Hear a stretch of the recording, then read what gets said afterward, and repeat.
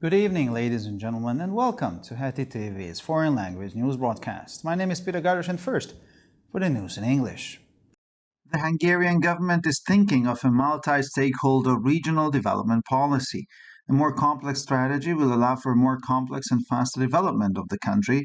Tibor Navracsics, the minister with a portfolio responsible for regional development and the use of EU funds, stressed. He added that there is a need for much closer links with economic and cultural players, higher education and scientific research. At an event held at the Budapest Chamber of Commerce and Industry, the minister signed a strategic partnership agreement with the presidents of the Chambers of Commerce and Industry in the economic development zones of southern Great Plain, southern Transdanubia, and central Hungary. Demonstrators against the government's judicial reform again filled the Tel Aviv train platforms on Monday, although fewer than last week, to take part in the main protests in Jerusalem.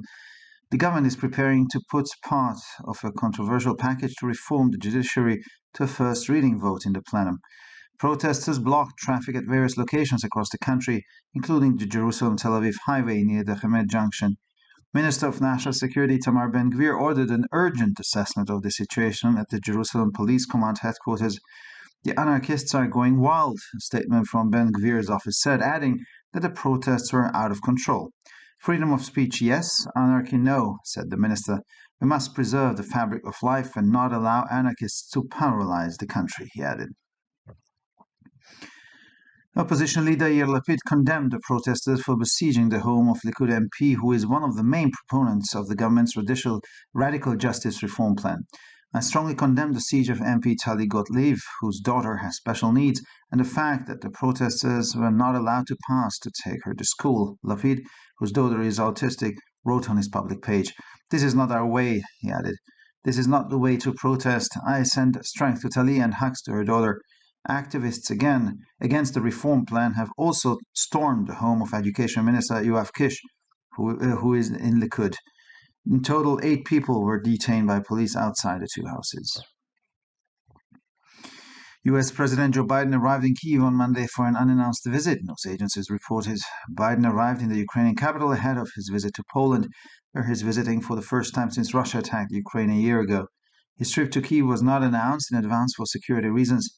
During the U.S. president's visit, air raid sirens sounded in the Ukrainian capital, but no Russian missile or airstrikes were reported. Ukrainian President Volodymyr Zelensky said that long-range weapons would be discussed during the visit.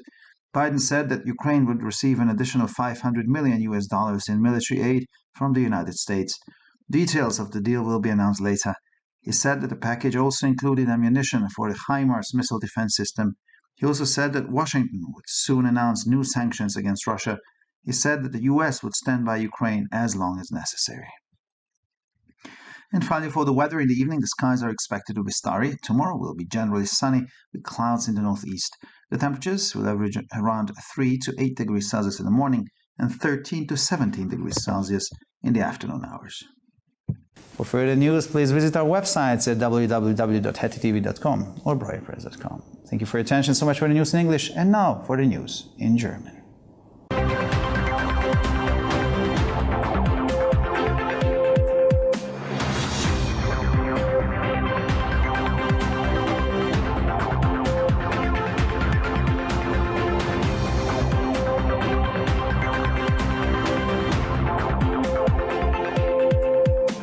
Schönen guten Abend, liebe Zuschauer. Mein Name ist Peter Gardosh und nun zu den Nachrichten auf Deutsch. Die ungarische Regierung denkt über eine Regionalentwicklungspolitik mit mehreren Akteuren nach. Eine komplexere Strategie wird eine komplexere und schnellere Entwicklung des Landes ermöglichen, betonte Tibor Navracsics, Minister ohne Geschäftsbereich, der für die Regionalentwicklung und die Verwendung von EU-Mitteln zuständig ist. Er fügte hinzu, dass eine viel engere Verbindung mit den wirtschaftlichen und kulturellen Akteuren der Hochschulbildung und der wissenschaftlichen Forschung erforderlich sei. Bei einer Veranstaltung in der Budapester Industrie- und Handelskammer unterzeichnete der Minister ein strategisches Partnerschaftsabkommen mit dem Präsidenten der Industrie- und Handelskammern in den Wirtschaftsentwicklungszonen der südlichen Tiefebene, Südtransdanubien und Zentralungarn. Die Demonstranten gegen die Justizreform der Regierung füllten am Montag erneut die Bahnsteige in Tel Aviv, wenn auch weniger als in der vergangenen Woche, um an der Hauptdemonstration in Jerusalem teilzunehmen. Die Regierung bereitet sich darauf vor, einen Teil eines umstrittenen Paketes zur Reform des Justizwesens in erster Lesung im Plenum zur Abstimmung zu stellen. Die Demonstranten blockierten den Verkehr an verschiedenen Orten im Land, unter anderem auf der Autobahn Jerusalem-Tel Aviv in der Nähe der Hemet-Kreuzung. Der Minister für nationale Sicherheit, Itamar Ben-Gvir, ordnete eine dringende Bewertung der Lage in der Jerusalemer Polizeizentrale an. Die Anarchisten spielen verrückt, hieß es in der Erklärung aus Ben-Gvirs Büro, und die Proteste seien außer Kontrolle. Redefreiheit ja, Anarchie nein, sagte der Minister. Wir müssen das Gefüge des Lebens bewahren und dürfen nicht zulassen, dass Anarchisten das Land lähmen, sagte er. Oppositionsführer Yair Lapid verurteilte Demonstranten für die Belagerung des Hauses eines Likud-Abgeordneten, der einer der Hauptbefürworter des radikalen Justizreformplanes der Regierung ist. Ich verurteile auf das Schärfste die Belagerung des Hauses des Abgeordneten Talib Gottlieb, deren Tochter besondere Bedürfnisse hat, und die Tatsache, dass die Demonstranten nicht passieren durften, um sie zur Schule zu bringen, schrieb Lapid, dessen Tochter Autistin ist, auf einer öffentlichen Seite. Das ist nicht unsere Art, fügte er hinzu, das ist nicht die Art zu protestieren. Ich schicke Tali Kraft und ihrer Tochter Umarmungen. Aktivisten gegen den Reformplan haben auch das Haus von Bildungsminister Yoav Kish, der dem Likud angehört, gestürmt.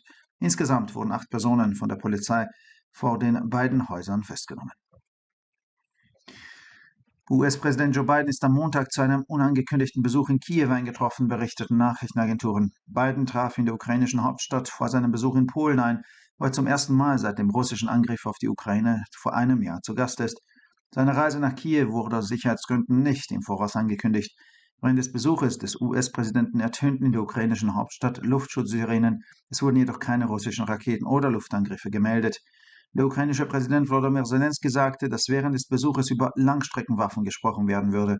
Biden kündigte an, dass die Ukraine zusätzliche $500 Millionen Militärhilfe von den Vereinigten Staaten erhalten werde. Die Einzelheiten der Vereinbarung sollen später bekannt gegeben werden. Zu dem Paket gehörte auch Munition für das Raketenabwehrsystem HIMARS, so Biden. Er kündigte außerdem an, dass Washington in Kürze neue Sanktionen gegen Russland ankündigen werde. Die USA würde der Ukraine so lange wie nötig zur Seite stehen, sagte er.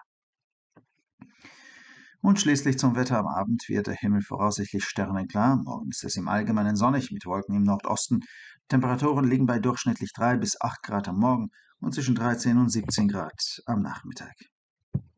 Für weitere Nachrichten besichtigen Sie bitte unsere Webseiten www.hettitv.com sowie www.breuerpress.com.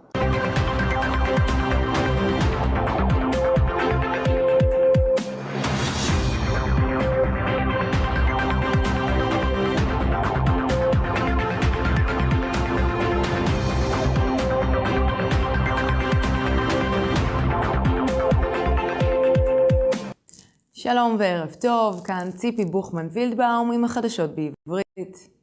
ממשלת הונגריה חושבת על מדיניות פיתוח טריטוריאלית מרובת אינטרסים. האסטרטגיה המורכבת יותר מאפשרת פיתוח מורכב ומהיר יותר של המדינה. כך הדגיש טיבור נברצ'יץ', השר האחראי לפיתוח טריטוריאלי ושימוש בכספי האיחוד האירופי. הוא הוסיף כי יש צורך בקשר הדוק הרבה יותר עם שחקנים בחיים הכלכליים והתרבותיים, עם תחום ההשכלה הגבוהה והמחקר המדעי. באירוע שהתקיים בלשכת המסחר והתעשייה של בודפשט BKIK, חתם השר על הסכם שותפות אסטרטגי עם נשיאי לשכות המסחר והתעשייה הפועלים באזור הפיתוח הכלכלי של דרום המישור הגדול, דרום טרנס דנוביה ומרכז הונגריה. מפגינים נגד הרפורמה השיפוטית של הממשלה יצאו ביום שני שוב לרציפי הרכבת בתל אביב, אם כי פחות משבוע שעבר, כדי להשתתף בהפגנה המרכזית בירושלים. הממשלה נערכת להעלות חלק מהחבילה השנייה במחלוקת לרפורמה במערכת המשפט להצבעה בקריאה ראשונה במליאה. מפגינים חסמו את התנועה במקומות שונים ברחבי הארץ, כמו כביש ירושלים תל אביב, סמוך לצומת חמד. השר לביטחון לאומי איתמר בן גביר הורה להארכת מצב דחופה במוקד הפיקוד של משטרת ירושלים. אנרכיסטים משתוללים ניתן בהודעה מלשכתו של בן גביר, וההפגנות יצאו משליטה. חופש הביטוי כן, אנרכיה לא, כך אמר השר. עלינו לשמר את מרקם החיים ולא ניתן לאנרכיסטים לשתק את המדינה, כך הוא אמר. יושב ראש האופוזיציה יאיר לפיד גינה את המפגינים עקב מצור על ביתו של חבר כנסת מהליכוד, אחד התומכים הגדולים בתוכנית הרפורמה הרדיקלית של הממשלה.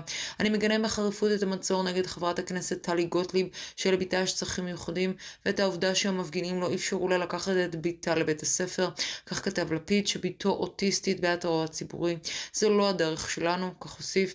זו לא דרך למחות, שולח כוחות לטלי וחיבוקים לביתה. פעילים נגד תוכנית הרפורמה כבשו גם את ביתו של שר החינוך מהליכוד יואב קיש. המשטרה עצרה בסך הכל 8 בני אדם מול 2 הבתים. נשיא ארצות הברית ג'ו ביידן הגיע לקייב ביום שני לביקור פתע, כך דיווחו סוכנויות הידיעות. ביידן הגיע לבירת אוקראינה לפני ביקורו בפולין, שהוא מבקר לראשונה מאז תקפה רוסיה את אוקראינה לפני שנה. נסיעתו לקייב לא נחשפה מראש מסיבות ביטחוניות. סירנות תקיפה אוויריות נשמעו בבירת אוקראינה במהלך ביקורו של נשיא ארצות הברית, אך לא היו דיווחים על טילים או תקיפות אוויריות רוסיים. נשיא אוקראינה ולדימיר זלנסקי אמר כי במהלך הביקור ידונו בנשק ארוך טווח. ביידן הודיע כי אוקראינה תקבל $500 מיליון נוספים בסיוע צבאי מארצות הברית. פרטי העסקה יפורסמו בהמשך. הוא הודיע כי החבילה כוללת גם תחמושת לנשק HIMARS. הוא גם דיבר על העובדה שוושינגטון תכריז בקרוב על סנקציות חדשות נגד רוסיה. הוא קבע ארצות הברית תמשיך לעמוד לצד אוקראינה. ועכשיו נעבור תחזית מזג האוויר. בערב צפויים שמיים בהירים, מחר רק בצפון מזרח יהיה מעונן יותר. טמפרטורות יהיו בין 3 ל-8 מעלות בבוקר ובין 13 ל-17 מעלות אחר הצהריים. לחדשות נוספות, אנא בקרו באתרי האינטרנט שלנו, etitv.com או broyerpress.com. עד כאן החדשות, תודה שהייתם איתנו ושיהיה המשך ערב נעים.